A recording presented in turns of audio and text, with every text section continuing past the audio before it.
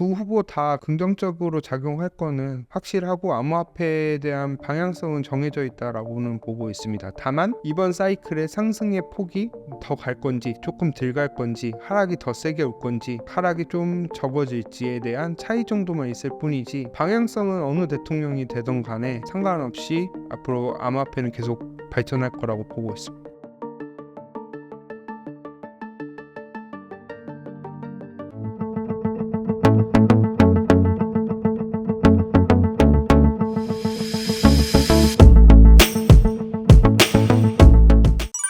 작가님, 책에서 비트코인의 사계절과 계절별 특징, 투자 방법을 설명해 주셨는데요. 계절별로 설명 부탁드립니다.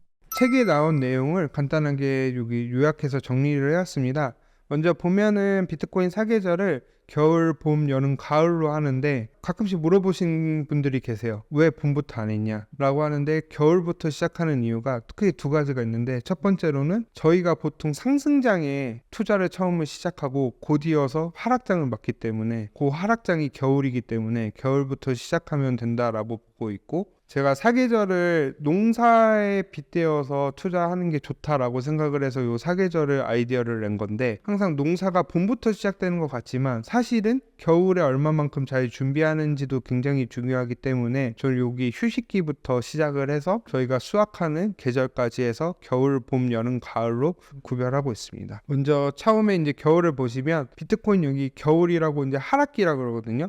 빙하기라고도 많이들 부르시는데 비트코인이 최고점에서 최저점까지 떨어지는 기간으로 약 1년 정도 되고 있고요. 여기 차트로 보시면은 여기 겨울 최고점에서 최저점까지 나왔을 때들을 겨울이라고 얘기하고 있습니다. 그 다음에 비트코인 봄은 비트코인 최저점으로부터 반감기까지고 요때가 한 17개월에서 18개월 정도 걸리고요. 요때는 비트코인이 서서히 반등을 하는데 생각보다 빠르게 반등하는 경우가 많이 발생해서 급등과 급락이 또 공존하고 또 지루하게 횡보가 진행되는 시기이기 때문에 봄에는 이제 서서히 비트코인을 분할로 매수하는 시기이고 여기 차트를 보시면 실제로 저는 여기 최저점 부근부터 매수를 꾸준히 봄에 매집을 해왔습니다. 그 다음에 비트코인 여름은 비트코인 반감기부터 제가 비트코인 최고점 돌파라고 되어 있는데 여기에 지금 보시면 비트코인이 이미 최고점이 반감기 전에 돌파가 되어 있는데 요거에 대해서는 뒤에 제가 자세하게 설명을 한번 드리도록 할게요. 다시 여름으로 돌아서 설명드리면 비트코인 반감기로부터 한 6, 7개월 많으면 길게는 8개월까지 얘기를 하고 있는데 이번에 조정 발생한 것처럼 항상 조정이 발생을 하지만 꾸준히 우상향하고 있는 차트이기 때문에 여름부터 상승이 좀 본격적으로 시작되지 않나 라고 보고 있습니다. 마지막에는 비트코인 가을로 비트코인이 이제 최고점 돌파하면서 지속적으로 불장이 나오는 시기로 요거는 이제 우리가 모두가 기대하는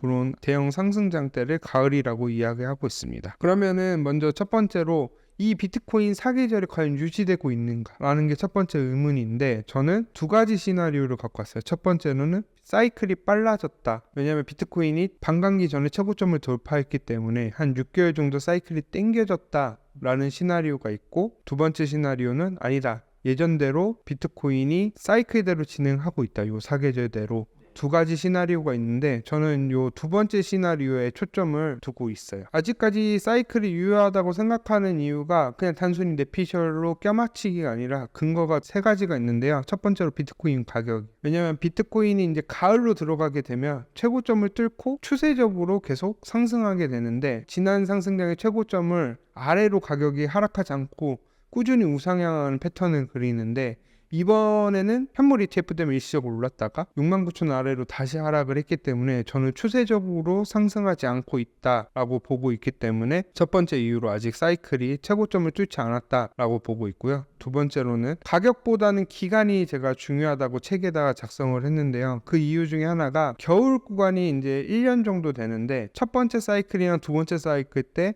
보통 85% 정도가 하락을 했어요. 근데 이번 22년도 하락에서는 77%밖에 안 빠졌거든요. 가격만 보면은 비트코인이 이제 사이클이 깨진 것처럼 보이지만 결국엔 딱 1년 정도 기간을 보고 고려했을 때는 여전히 유효하게 진행하고 있기 때문에 아직까지 기간을 좀 더 봐야 된다라고 보고 있고, 마지막으로는 알트코인들이 크게 하락을 못했고 도미넌스가 너무 높아요. 그러니까 비트코인 도미넌스라는 거는 전체 시가총액 중에서 비트코인이 차지하고 있는 비율인데, 가을이 오면은 비트코인 도미넌스가 쭉 빠지면서 알트코인 상승장이 오는데 그런 패턴이 안 보이고 아직도 50한 6, 7% 정도 비트코인 도미넌스가 있기 때문에 비트코인 도미넌스가 한 40 아래 30까지 떨어질 정도로 하락이 와야지 알트코인이 가을이 됐다고 보고 있기 때문에 저는 요 세 가지 근거로 해서 사이클은 아직까지 유효하고 있다라고 보고 있습니다. 작가님, 2024년 5월 17일 기준 비트코인 사계절 중 어디에 해당될까요? 여기 차트로 한번 보시면은 지금 딱 사이클 반감기 이후로 지나가는 이제 여름의 시작이 왔고요. 여름 중에 특징 중에 하나가 한 20-30% 조정 언제든지 발생할 수 있다는 그 특징이 이제 막 끝나가고, 이제 요런 하락 이후 횡보를 조금 거치다가 서서히 상승하면서 가격을 회복하는 구간에 들어가 있지 않나라고 보고 있어요. 그럼 여름과 가을은 좋은 거라고 보이는데, 그렇다면 비트코인 상승장이 끝났다는 의견에는 동의하지 않으시는 건가요? 저는 전혀 동의하지 않고 있고, 그렇기 때문에 제가 강조하는 게, 제가 불과 한두 달 전까지만 해도 비트코인 사라고 강력하게 얘기는 안 했는데 최근에 이제 좀 사야 된다라고 말씀을 드리는 이유가, 책에도 작성을 했는데 거의 마지막 구간이지 않을까 우리가 살 수 있는. 왜냐면 막 1억 넘고 2억 가서 비트코인을 살 수는 없거든요. 뭐 이더리움이 막 1,000만 원을 넘어가서 거의 한 1,500만 원 갔는데 그때 가서 살 수가 없기 때문에, 저희는 그래도 지금 이미 본 구간에 매집을 놓쳤으면은 그래도 이제 본격적인 상승장 가기 전에 이제 마지막으로 매집할 수 있는 기간 중에 하나가 아닐까라고 보고 있습니다. 작가님, 비트코인을 적립식 투자하는 건 어떤가요? 봄일 때는 그 방법이 굉장히 좋거든요. 그런데 지금 여름이 왔을 때는 이미 비트코인이 급격하게 상승할 때가 있거든요. 그렇기 때문에 저는 만약에 분할로 매집을 하는 건 좋은데 기간을 좀 짧게 잡아라. 옛날처럼 뭐 1년 동안 내가 매집한다 이런 생각이 아니라, 책에서도 제가 언급을 한 거는 최고점 돌파하기 전까지는만 사라 라고 얘기했거든요. 근데 그게 생각보다 빨라질 수 있기 때문에 저는 뭐 길게 사야 달, 짧으면 한두 달 안에 지금 매집을 하는 게 좋지 않을까라고 보고 있어요.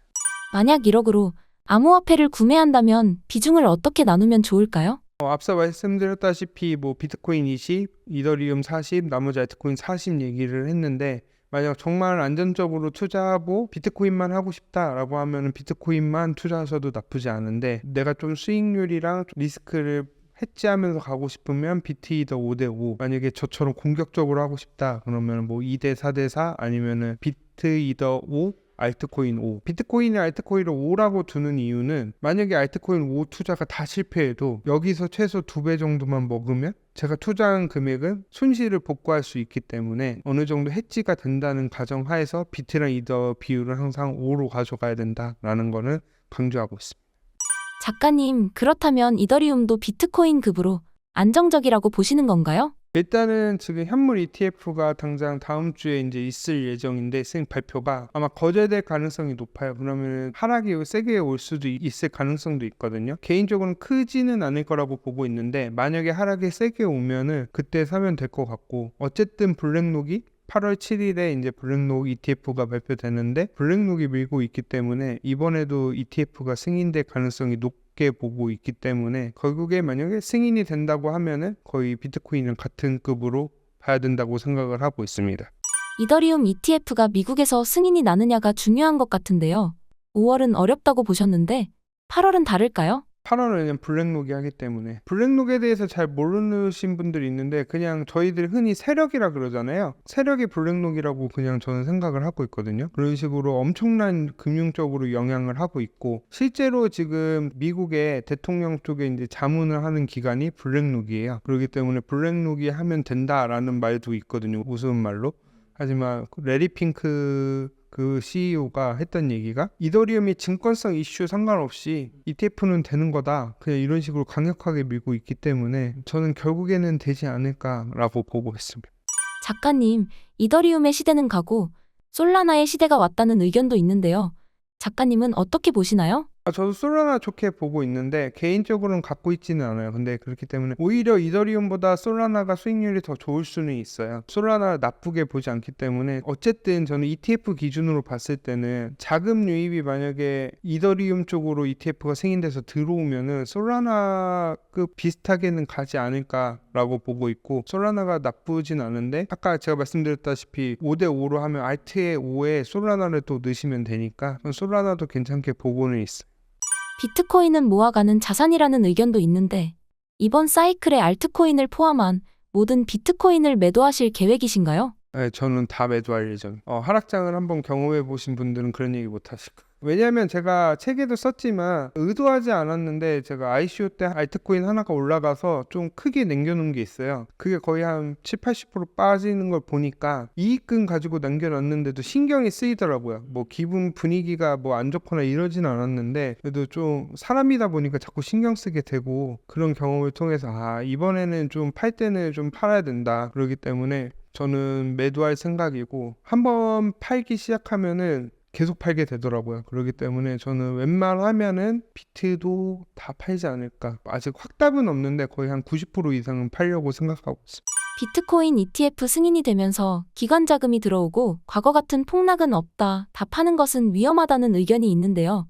사이클의 변화는 없을까요? 이번에 그걸 정확하게 보여준 게 69,000달러 상승했을 때 순간적으로 30%, 20% 빠졌었거든요. 비트코인이. 그건 뭐냐면 비트코인이 그때 기관들이 다 던지면서 하락이 나온 거거든요. 근데 만약에 기관들이 전부 다 하락이 올 거라고 판단해서 매도가 하기 시작하면은 매도가 부르기 때문에 프로그램 매도로 계속 하락을 해서 순식간에 빠질 수도 있기 때문에 오히려 패닉으로 올 수도 이 가능성도 있기 때문에, 물론 밑에서 기관들이 사주면 되는데 만약에 정말로 기관들이 사줄 분위기가 형성이 안 된다라고 하면 오히려 하락이 더 세게 올 수도 있고, 정말로 비트코인이 막 3억 5억까지 갔으면 전 하락이 더 크게 올 수도 있다라고 보고 있기 때문에, 기간이 오면 물론 사줄 매수가 있다는 거는 어떤 주장인지는 이해는 되는데 항상 저희가 이번에는 다를 거다라는 말을 저는 되게 조심해야 된다고 생각을 하고 있기 때문에 저는 그래도 조심해야 된다. 최소 그래도 이번에 77% 빠졌거든요. 그래도 50%만 빠져도 힘들어요. 50% 이상은 빠질 거기 때문에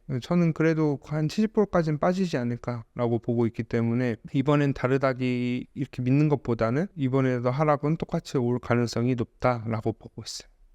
작가님, 미국의 경제 정책이 비트코인에 중요하다고 하셨는데 미국 대선 결과에 따라 비트코인 고점 시나리오가 달라질 수 있을까요? 저는 일단 먼저 전제 조건으로 얘기하면은 트럼프 전 대통령이 다시 당선이 되던, 지금 현재 바이든 대통령이 연임을 하던, 두 개보다 더 중요한 거는 말씀드렸다시피 정책이 어떻게 가는지가 중요한 거예요. 지금 거의 분위기로는 바이든 대통령이 되면은 약간 긴축적으로 가고 증세나 이런 식으로 세금을 많이 걷고 긴축적으로 갈 거기 때문에 시장이 안 좋을 거다라는 분위기가 있고, 트럼프 전 대통령은 이게 사업가고 자기의 상업용 부동산을 살리기 위해서 금리를 무조건 내릴 수밖에 없다라는 의견이 있는데, 물가가 만약에 올라가면 돈을 더 풀 수가 없는 상황이 될 수밖에 없거든요. 그렇기 때문에 그런 상황을 먼저 고려를 해야 되고, 하지만 지금 분위기상에는 트럼프 전 대통령이 되면 금리 인하가 더 가속화될 가능성이 높기 때문에 사람들이 기대를 하는데, 하지만 한 가지 좀 주의하셔야 될 점이 많이 올라가면 많이 빠져요. 그리고 하락의 폭이 급격하게 빠지기 때문에 오히려 상승할 땐 좋은데 하락할 땐 더 힘들거든요. 근데 과연 우리가 대처할 수 있을까라는 생각도 해봐야 되고, 오히려 바이든 대통령이 되면 상승 크게 안 하더라도 하락이 좀 완만하게 되면은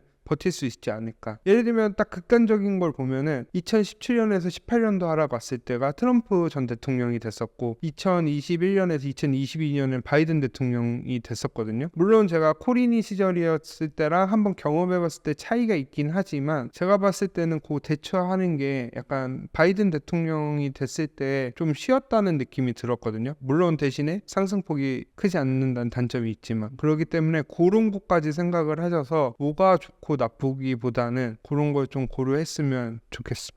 작가님, 최근에 트럼프가 암호화폐 코인도 만들었다고 하는데 그건 뭔가요? 그거는 민코인으로 만든 건데 그냥 뭐 갖고 있다고 하는데, 그냥 요즘에 도지코인이나 이런 민코인들이 많이 인기가 끌면서 만들었다라고 보고 있어요.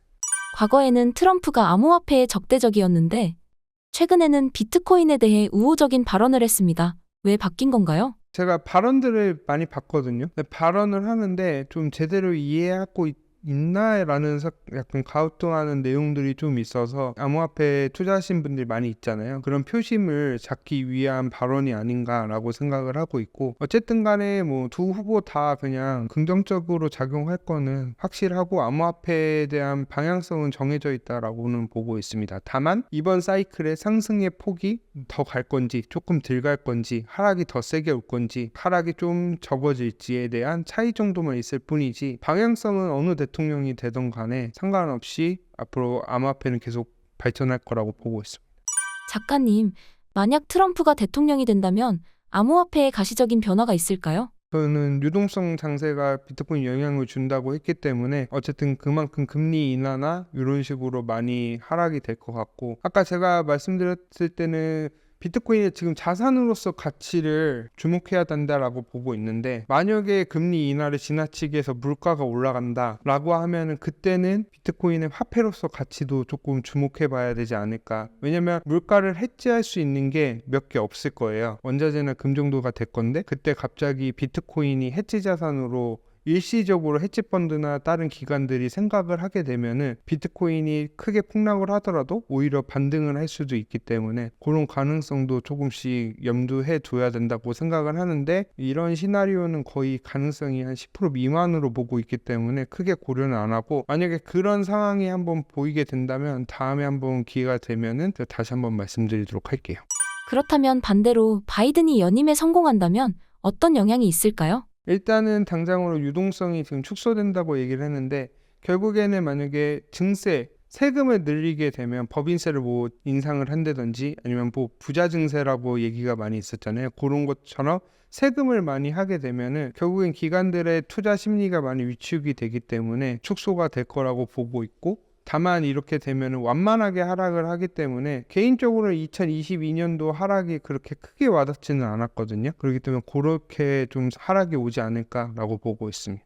미국 대선이 있는 해에 주식이 떨어졌을 때는 1930년 대공황 한 번뿐이라고 하는데요. 그렇다면 올해 10월 달까지는 비트코인이 계속 오를 가능성이 높을까요?